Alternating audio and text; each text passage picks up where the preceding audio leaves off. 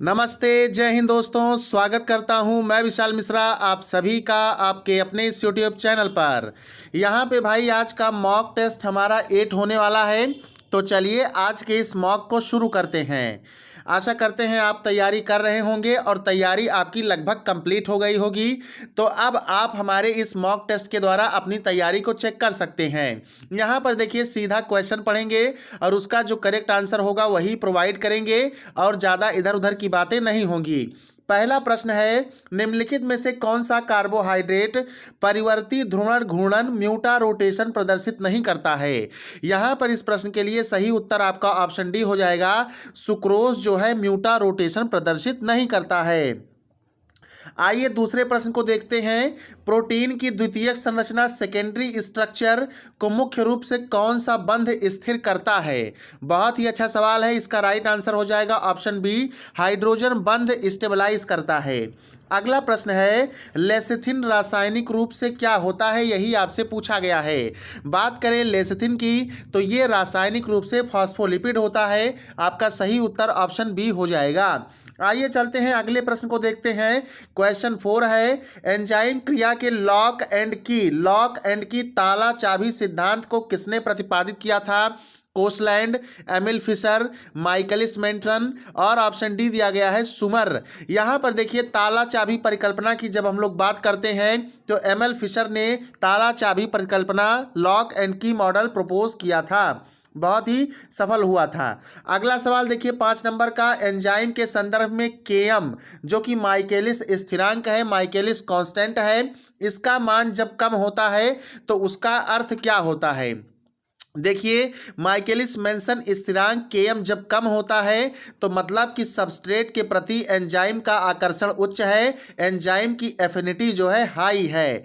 अगला प्रश्न आपके स्क्रीन पर क्वेश्चन 6 देखिएगा, वह कौन सा एमिनो अम्ल है, एमिनो एसिड है जिसमें इमिडाजोल समूह पाया जाता है। लाइसिन, ऑर्जिनिन, हिस्टिडीन और टायरोसिन। आपका सही उत्तर ऑप्शन सी हो जाएगा। हिस्टिडीन में भाई इमिडाजोल समूह पाया जाता है। आइए अगले प्रश्न को देख लेते हैं। क्वेश्चन 7 देखिएगा, लिपिड के सैपोनिफिकेशन मान से क्या ज्ञात किया जा सकता है। लिपिड के सैपोनिफिकेशन मान से क्या ज्ञात किया जा सकता है। वसा अम्ल की श्रृंखला की लंबाई, यहाँ पे असंतृप्ति की डिग्री, ग्लिसरॉल की मात्रा या फिर कोलेस्ट्रॉल का प्रकार। यहाँ पर देखिए क्वेश्चन 7 का आपका सही उत्तर ऑप्शन ए हो जाएगा। फैटी एसिड के चेन की आप लेंथ जो है मीज़र कर सकते हैं। देखिए भाई जैसे 2018 में क्वेश्चन पेपर आया था ठीक उसी प्रकार से प्रश्नों को हम लोग देख रहे हैं।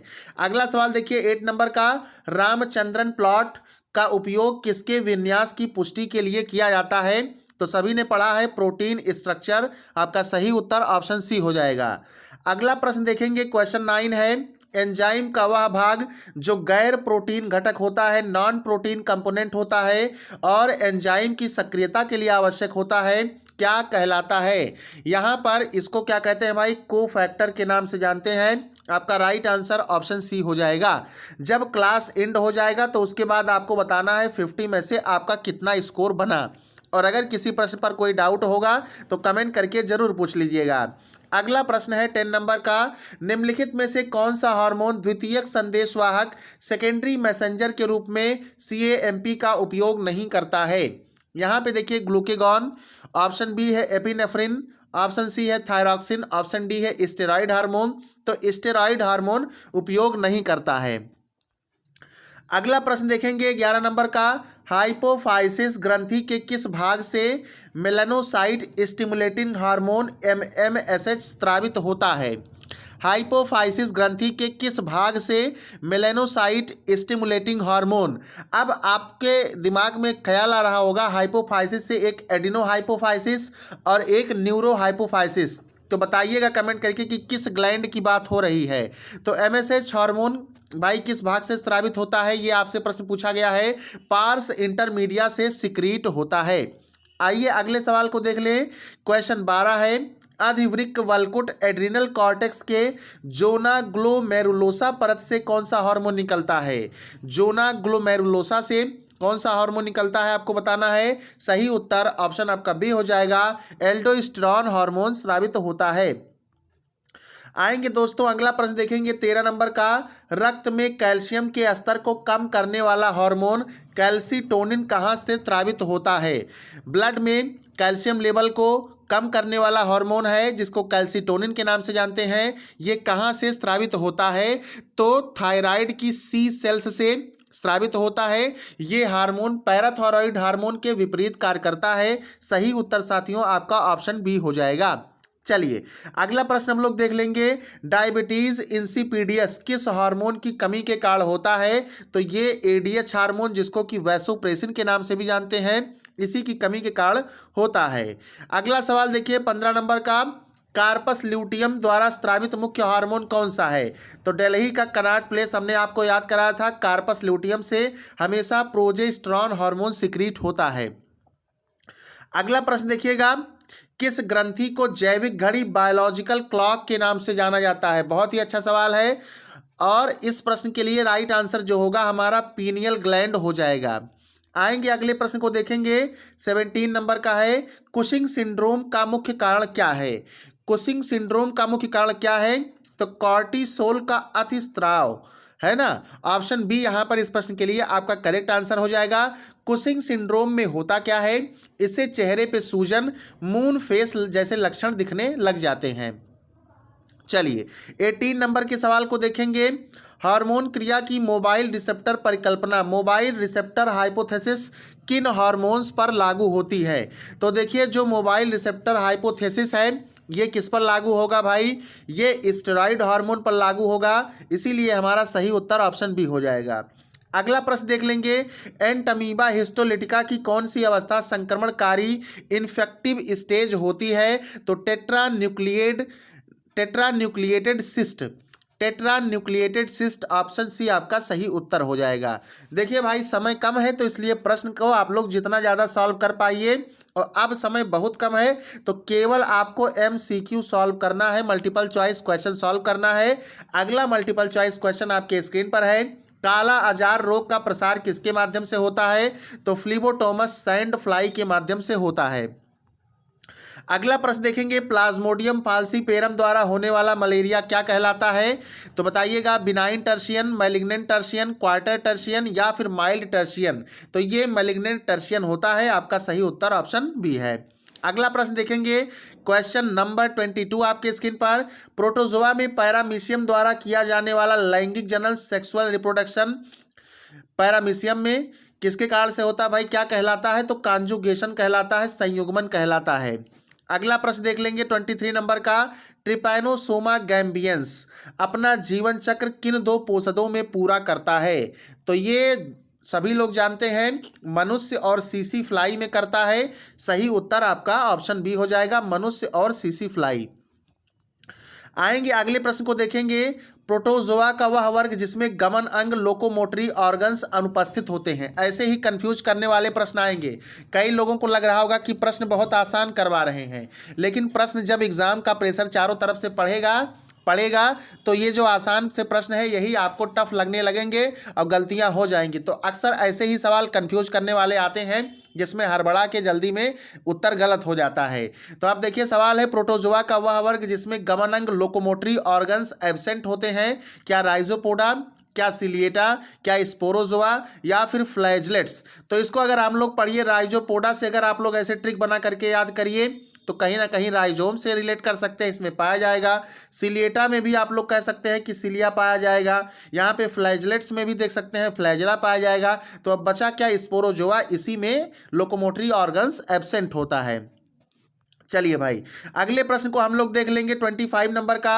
संघ कार्डेटा का वह कौन सा अद्वितीय लक्षण है जो जीवन की किसी न किसी अवस्था में अवश्य पाया जाता है? वो है डॉर्सो हॉलो नर्व कॉर्ड, पृष्ठीय खोखली तंत्रिका रज्जु। जीवन की किसी न किसी अवस्था में जरूर पाया जाता है। अगला प्रश्न देख लेंगे लगे हाथ। क्वेश्चन नंबर 26 देखिएगा। प्रोटोकार्डेटा के अंतर्गत कौन सा सब फाइला आता है? बिल्कुल देखिए बहुत ही अच्छा सवाल है, कंफ्यूजिंग करने वाला सवाल है, कंफ्यूज करने वाला सवाल है। तो प्रोटोकार्डेटा के अंतर्गत कौन सा उपसंघ फाइला आता है? यह प्रश्न देखिए। तो प्रोटोकार्डेटा के अंतर्गत हम लोग जानते हैं यूरोकार्डेटा आता है और सिफेलोकार्डेटा आता है। तो यूसी से आप लोग याद कर लीजिए ऐसे। चलिए, तो यूरोकार्डेटा और सेफेलोकार्डेटा आपका सही उत्तर हो जाएगा। अगला प्रश्न देखिएगा, क्वेश्चन नंबर 27 है, आपके सिलेबस में टॉपिक है स्कोलियोडॉन। स्कोलियोडॉन में किस प्रकार के शल्क पाए जाते हैं? तो प्लेक्वाइड स्केल्स पाए जाते हैं दोस्तों। अगला प्रश्न है 28 नंबर का, स्कोलियोडॉन के हृदय को क्या कहा जाता है? तो हम सभी लोग जानते हैं स्कोलियोडॉन के हृदय को वेनस हार्ट के रूप में जाना जाता है।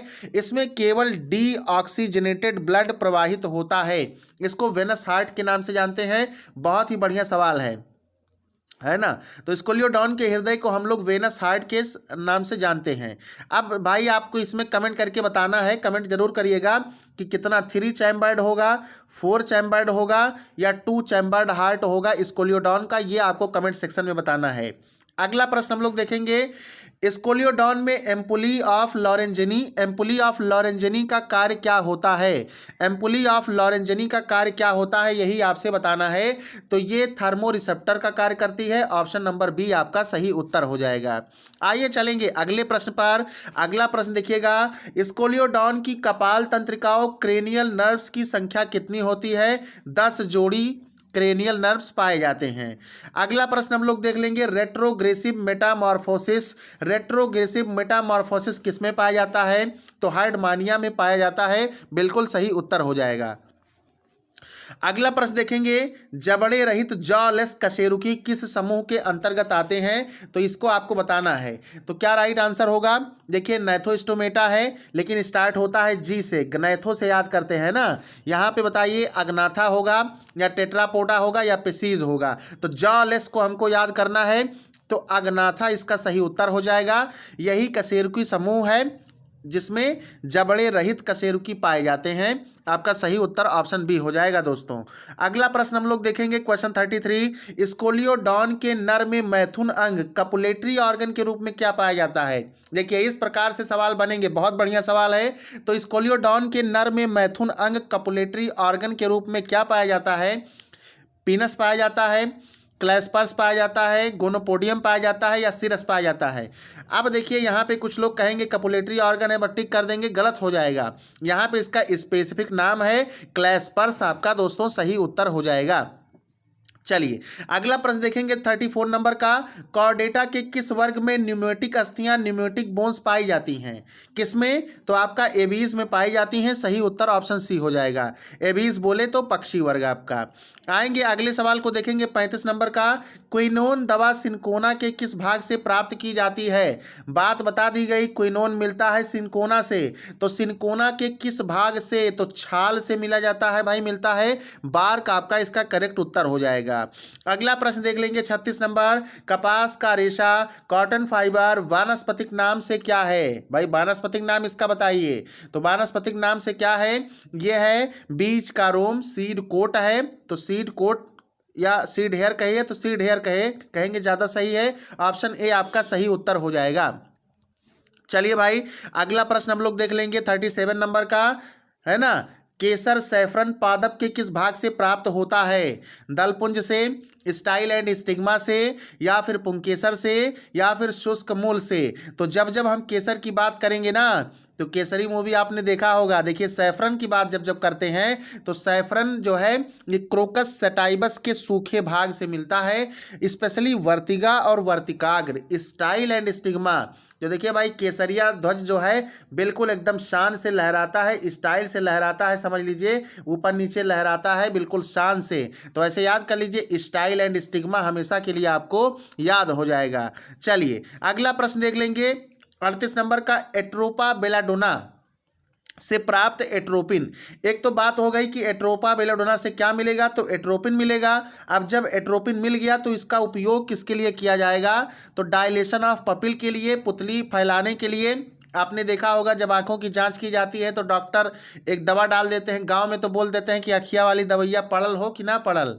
तो इस प्रकार से तो जब पुतली फैल जाती है तो पीछे का रेटिना अच्छे से देखने के लिए वो सुगम हो जाता है। ऑप्शन बी देखिए मलेरिया के लिए, ऑप्शन सी देखिए रक्तचाप ब्लड प्रेशर कम करने के लिए, या फिर डी देखिए मधुमेह के लिए। यहाँ पर देखिए पुतली को फैलाने के लिए, है ना। Dilation of pupil. अच्छा, अगर आपसे सवाल पूछा जाए कि इसको किस प्रभाव के नाम से जानते हैं, तो मीडिएटिक प्रभाव कहते हैं, मीडिएटिक इफेक्ट कहते हैं। एट्रोपिन का इस्तेमाल किया जाता है ना। एक बार मैंने भी अपनी आंखों की जांच करवाई थी, थोड़ा सा रेडनेस, लाली वगैरह आ गया था, तो जैसे दवाइयाँ पड़ा तो ऐसा पता चले कि आँख गया, तो बिल्कुल बहुत तेज लगता है आँख में। देखिए 39 नंबर का सवाल, सर्पगंधा रावोल्फिया सर्पेंटाइना का मुख्य क्षारीय साराभ एल्कोलाइड कौन सा है? तो रावोल्फिया सर्पेंटाइना से रिसर्पिन निकलता है। आपका सही उत्तर ऑप्शन बी हो जाएगा। अगले प्रश्न पर चलेंगे। अगला प्रश्न हम लोग देखेंगे दोस्त, चाय की पत्तियों में पाया जाने वाला उत्तेजक पदार्थ है कोकीन, थीन, कोडीन या एट्रोपिन? इसको तो सभी लोग कर ले जाएंगे, आपका थीन या कैफीन सही उत्तर हो जाएगा। अगला प्रश्न देखिए 41 नंबर का, हींग एसाफोटिडा पौधे के किस भाग से प्राप्त एक ओलियोगम रेजिन है? अगर आपसे हींग की प्रकृति पूछे तो ओलियोगम रेजिन है। अच्छा, ये किस भाग से प्राप्त होता है पौधे के? तो जड़ों के रिसाव से, एक्सुडेट फ्रॉम रूट्स से होता है ना, एक्सुडेट फ्रॉम रूट्स से। ऑप्शन सी यहाँ पर इस प्रश्न का सही उत्तर हो जाएगा। अगले प्रश्न को देखेंगे 42 नंबर का सवाल, जूट का रेशा, जूट फाइबर पादप के किस ऊतक से प्राप्त होता है? यही आपको बताना है।